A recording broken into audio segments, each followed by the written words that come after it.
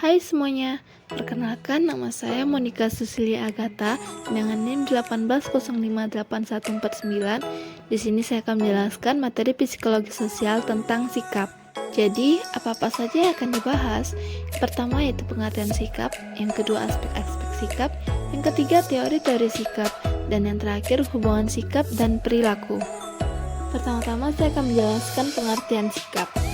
Baran dan Barney mendefinisikan sikap sebagai penilaian subjektif seseorang terhadap suatu objek. Sikap adalah respon evaluatif yang diarahkan seseorang terhadap orang, benda, peristiwa, dan perilaku sebagai objek sikap. Sikap melibatkan kecenderungan respon yang bersifat preferensial. Sikap sebagai respon evaluatif menunjukkan ekspresi suka atau tidak suka, setuju atau tidak setuju, mendekati atau menghindari, dan tertarik atau tidak tertarik terhadap satu objek. Materi selanjutnya yaitu aspek-aspek sikap. Menurut Fishman dan Asmin, terdapat dua aspek pokok dalam hubungan antara sikap dengan perilaku, yaitu yang pertama, aspek keyakinan terhadap perilaku. Aspek ini merupakan aspek pengetahuan individu tentang objek sikap. Pengetahuan individu tentang objek sikap dapat pula berupa opini individu tentang hal yang belum tentu sesuai dengan kenyataan. Semakin positif keyakinan individu akan akibat dari suatu objek sikap, maka akan semakin positif pula sikap individu terhadap objek sikap tersebut. Demikian pula sebaliknya. Yang kedua, aspek evaluasi akan akibat perilaku. Evaluasi akan akibat perilaku merupakan penilaian yang diberikan oleh individu terhadap tiap akibat atau hasil yang dapat diperoleh apabila menampilkan atau tidak menampilkan perilaku tertentu. Evaluasi atau penilaian ini dapat bersifat menguntungkan, dapat juga merugikan, berharga atau tidak berharga, menyenangkan atau tidak menyenangkan. Semakin positif evaluasi individu akan akibat dari suatu objek sikap, maka akan semakin positif pula sikap terhadap objek tersebut. Demikian pula sebaliknya. Selanjutnya materi teori-teori sikap. Search dan kawan-kawan mengelompokkan teori sikap dalam 3 kelompok berdasarkan pendekatan teorinya, yaitu yang pertama, teori belajar. Asumsi dasar teori ini adalah sikap ditentukan oleh apa yang telah dipelajari sebelumnya. Sikap dapat dipelajari sehingga seseorang memperoleh informasi, fakta, maupun nilai-nilai tertentu. Dalam teori ini terdapat 3 mekanisme, yaitu asosiasi, reinforcement, dan imitasi. Pada mekanisme asosiasi, pembentukan sikap dipengaruhi oleh sesuatu yang lain, baik yang menyenangkan ataupun tidak. Pada mekanisme reinforcement, seseorang menunjukkan sikap atau perilaku tertentu karena dengan bersikap seperti itu, dia memperoleh sesuatu yang menyenangkan. Kemudian pada mekanisme imitasi, seseorang menunjukkan sikap dan perilaku tertentu karena meniru orang lain yang menjadi model. Yang kedua, teori insentif.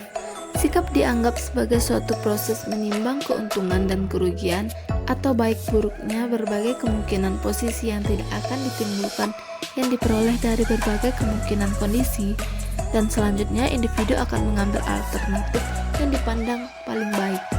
Seseorang akan mengambil sikap tertentu dengan pertimbangan memaksimalkan keuntungan dan meminimalkan kerugian, sehingga dapat dikatakan bahwa kekuatan relatif dan insentif menentukan bagi sikap. Kemudian yang ketiga, teori konsistensi kognitif. Pendekatan ini menjelaskan tentang keberadaan manusia yang dianggap sebagai individu yang telah memahami makna serta hubungan dalam struktur kognitifnya. Terdapat beberapa pandangan atau teori tentang konsistensi sikap yang pada umumnya berasumsi bahwa orang mencari konsistensi di antara kognisinya, yaitu yang pertama, teori keseimbangan dari Heider. Asumsi dasar teori ini menekankan pada adanya hubungan keseimbangan atau ketidakseimbangan antara unsur-unsur individu, orang lain, dan sikap. Teori ini menegaskan bahwa persepsi orang terhadap bentuk hubungan antara unsur individu, orang lain, dan objek sikap memegang peranan penting dalam menentukan keseimbangan yang terjadi. Yang kedua yaitu teori dua faktor dari Rosenberg. Teori ini berasumsi bahwa komponen afeksi senantiasa berhubungan dengan komponen kognisi dan hubungan tersebut dalam keadaan konsisten. Orang berusaha membuat kognisinya konsisten dengan afeksinya. Dengan kata lain, keyakinan seseorang, pendirian seseorang, dan pengetahuan seseorang tentang suatu fakta sebagian ditentukan oleh pilihan afeksinya. Kemudian teori yang ketiga yaitu teori disonansi kognitif dari Festinger. Asumsi dasar dari teori ini adalah sikap berubah demi mempertahankan konsistensinya dengan perilaku nyata. Cara spesifik yang dilakukan menurut Aswar adalah dengan mengubah perilaku, mengubah unsur kognisi dari lingkungan, dan menambah unsur kognisi yang baru. Kemudian yang keempat, teori stimulus respon dan penguatan. Asumsi dasar teori ini adalah bahwa perilaku sosial dapat dimengerti melalui suatu analisis dari stimuli yang diberikan dan dapat mempengaruhi reaksi yang spesifik dan didukung oleh hukuman atau penghargaan sesuai dengan reaksi yang terjadi. Materi yang terakhir yaitu hubungan sikap dan perilaku. Usaha yang paling berpengaruh dalam menemukan dan menguji tentang hubungan sikap dan perilaku adalah teori tindakan beralasan yang dikembangkan oleh Fishbein dan Atzen. Teori tindakan beralasan berusaha untuk menetapkan faktor-faktor apa yang menentukan konsistensi sikap dan perilaku. Teori ini berasumsi bahwa orang berperilaku secara cukup rasional. Model tindakan yang masuk akal tentang faktor-faktor yang menentukan perilaku seseorang yang dijelaskan Atzen dan Fishbein yang digambarkan dalam skema di bawah ini. Berdasarkan skema tersebut, Search dan kawan-kawan menjelaskan bahwa teori tindakan beralasan mempunyai 3 langkah, yaitu yang pertama, model teori ini memprediksi perilaku seseorang dari maksudnya. Jika seseorang mengutarakan maksudnya untuk melaksanakan jihad dengan tujuan mendapatkan pahala dari Allah, maka dia lebih memungkinkan melakukannya daripada dia tidak punya maksud untuk melakukannya.